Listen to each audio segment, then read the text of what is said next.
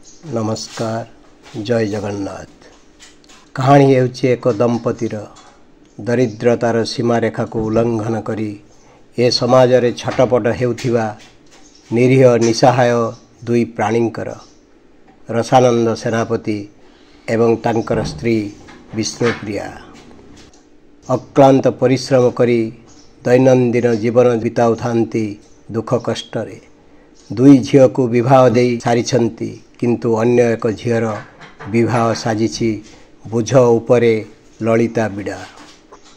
आजिर चाकचक्य दुनिया रे किए बा बुझिब कहा पाखरे एतिकी समय अछि जे माटी झाटीर भंगा घरे रहुथिबा झील को ता घर को बहु करई नेब।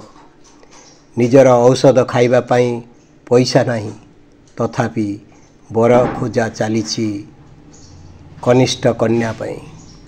से दुई प्राणी गरीब यह निराट सत्य।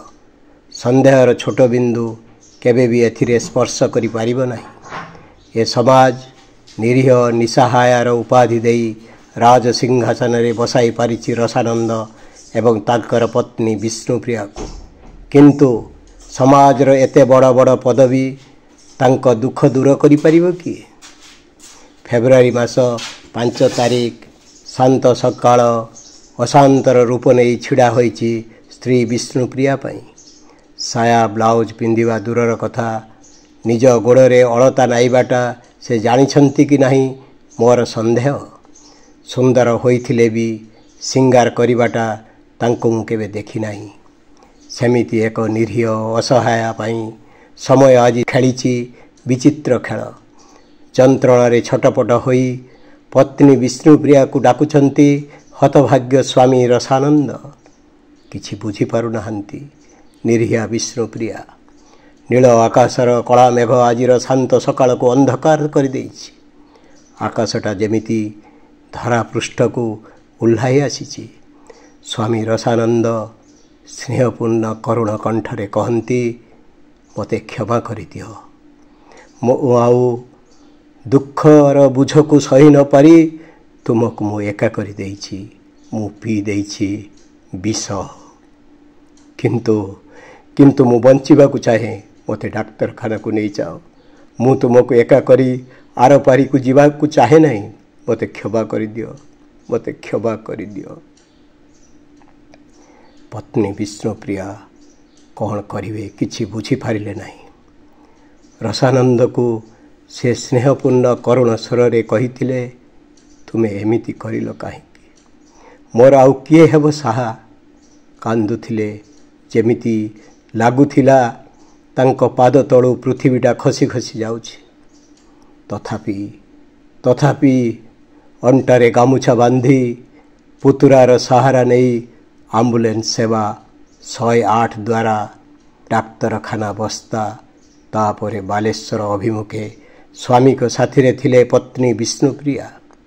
अक्लांत परिश्रम करी चली थिले डाक्तर मंडली एवं साथी रे थिला पत्नी को दृढ़ विश्वास।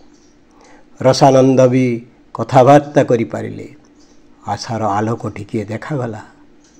समय संध्या 7:58। सते जेमिति पश्चिम आकाश रे सूर्यदेव अस्त हेबार समय आसी जाइछि। पत्नी विष्णुप्रिया भाग्य आकाश रे पूर्णिमार चंद्रमा अमावास्यार रूप धारण करिवा पई प्रक्रिया आरंभ करि सारिछि। ठीक सही समय रे डाक्तर आसी कहंती सॉरी माँ। किछि बुझी पारिलेनी निरीहा असहाय विष्णुप्रिया। विनय नयन रे चाहि रहिले डाक्तर बाबू को। रसानंद सबुदिन पाई तांको साथी विष्णुप्रिया को एका करि देइथिले। बालेश्वर जिलार बस्ता ब्लॉक रे एक छोट गाँ नाईकुड़ी। विष्णुप्रिया एवं रसानंद से ग्राम रे अति शांत स्वभावर दंपति। परस्पर प्रति स्नेह ममतार डोरी रे बंधा। ग्रामवासी कथा अनुजाई माछी को मोर बोली कहती नहीं। अन्य को अनेक साहाय्य करती।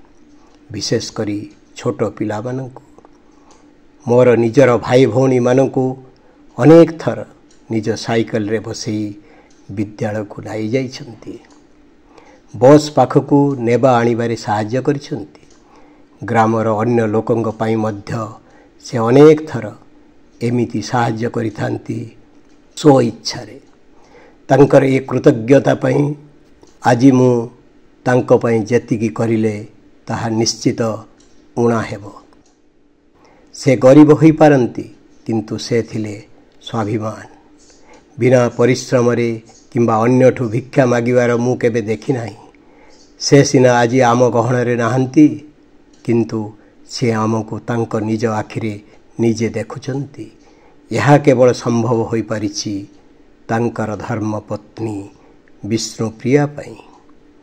से हेई पारे अशिक्षिता, हेई पारे से निसहाया, किंतु तांकर विचार शक्ति थिला उच्च पर्वत भली, जहा को मु भूलिबा नानी परिवर्ते भूल नानी कहूतिली। तांकर एमिति विचारधारा निकटरे मो आखिरु दुई टोपा लोतक बाधा मानि नथिला। शुणिथिली नारी ही नारायणी, दुर्गति नाशिनी, जगत जननी।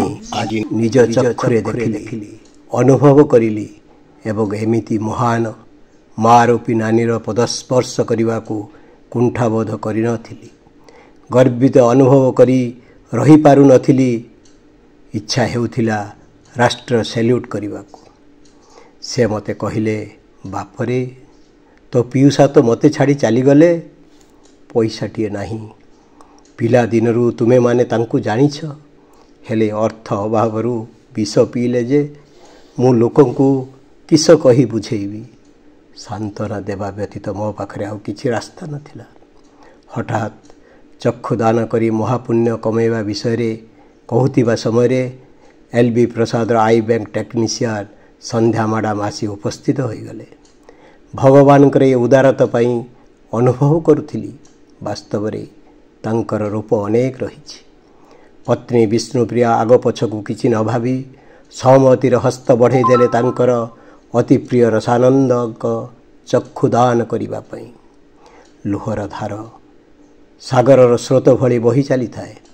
मु निजकु निजे स्तब्ध हो जाई थाए।